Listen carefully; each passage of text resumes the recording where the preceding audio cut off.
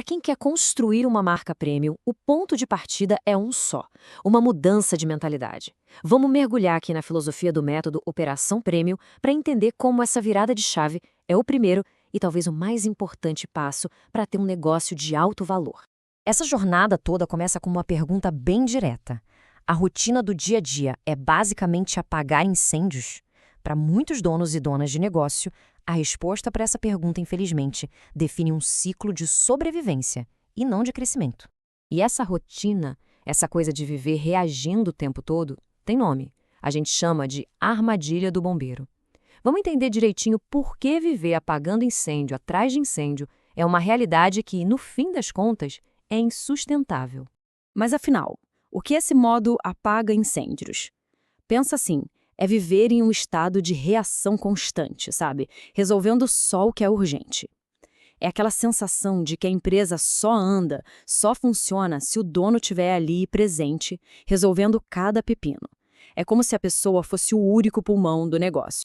E como é um dia típico nessa armadilha? Ah, é aquela loucura. Um pneu fura, um cliente liga para reclamar, uma rota dá totalmente errado, um funcionário-chave não aparece. Aí chega no fim do dia, a caixa de entrada pode até estar vazia. As urgências foram resolvidas.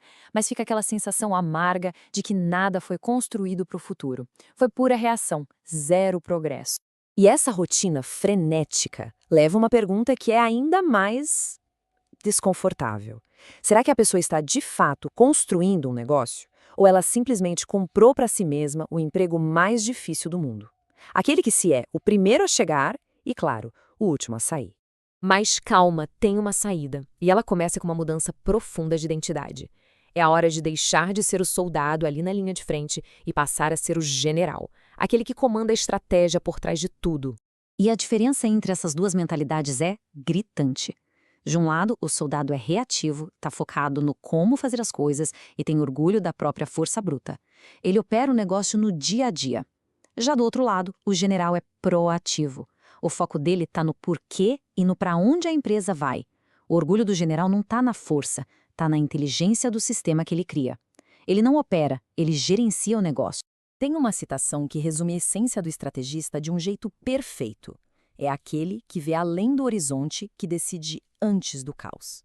Não se trata de ter uma bola de cristal, não. Se trata de construir sistemas tão fortes, tão bem pensados, que a maioria dos incêndios simplesmente nem chega a começar. Pensa num chefe de cozinha para a gente entender isso melhor. O orgulho do estrategista não é conseguir cozinhar sozinho para 100 pessoas naquela correria quase queimando a comida. Não. O orgulho dele é ter desenhado um sistema, uma cozinha, onde 10 cozinheiros conseguem servir 1000 pessoas com calma, com padrão. A genialidade está no sistema, não na força bruta. Beleza, então a gente já entendeu que a mudança de mentalidade é o primeiro passo. Mas e na prática? Qual é a principal ferramenta do estrategista? A resposta é a marca.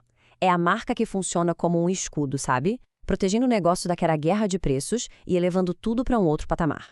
E a linha de frente desse escudo é a identidade visual. É fundamental entender isso aqui. Um bom logotipo não é só um enfeite, um desenho bonitinho. De jeito nenhum. Ele é uma ferramenta de comunicação ultra compacta e muito poderosa. É a tradução visual de toda a estratégia. Um logo que funciona de verdade costuma seguir 3 regras de ouro. Primeiro, ser simples e memorável. Pensa na Nike, na Apple. A gente bate o olho e já sabe o que é. Segundo, ser versátil. Tem que funcionar bem pequenininho num ícone de aplicativo e gigante num outdoor. E terceiro, e talvez o mais importante, fugir do óbvio. Em vez de mostrar o serviço, ele precisa comunicar o valor. O logo da FedEx é o exemplo clássico disso. Ele não tem um caminhãozinho nem uma caixa desenhada. Em vez disso, ele esconde uma seta ali entre o E e o X. O que isso comunica, mesmo que de forma sutil? Precisão, velocidade, direção. Ele vende o resultado e não a ferramenta. E essa mentalidade toda leva a uma mudança fundamental na comunicação.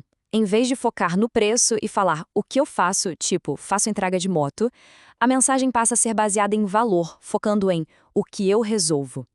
Não se vende mais um serviço. Se vende a solução para o atraso, a solução para a falta de comunicação, para a falta de visibilidade do cliente.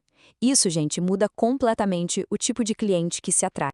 E quando a gente consegue unir a mentalidade de estrategista com uma marca forte, a gente chega no resultado final, no grande objetivo por trás de todo esse esforço: o caminho para a verdadeira liberdade. E essa liberdade tem até um nome: é a liberdade tripla. É o que acontece quando o negócio começa a operar de forma lucrativa, previsível, sem exigir a presença constante do dono para apagar os incêndios do dia a dia. Esse é o objetivo final de qualquer estrategista. Essa liberdade tripla se apoia em 3 grandes pilares: a liberdade financeira, para ter tranquilidade, né? A liberdade geográfica, para poder trabalhar de qualquer lugar do mundo, e talvez a mais valiosa de todas, a liberdade de tempo, para poder viver a vida além do trabalho. E o ponto crucial é este: essa liberdade não é um acidente, não há sorte. Ela é construída tijolo por tijolo. Um negócio que se baseia numa marca forte e em sistemas inteligentes não é só uma das opções, é o único caminho para chegar lá. E todo esse trabalho, toda essa construção, leva a gente para uma nova questão estratégica. Afinal de contas, uma oferta premium exige um cliente premium. Então, a pergunta que fica no ar é: para quem o negócio está vendendo? É exatamente aqui que a jornada do estrategista se aprofunda de verdade.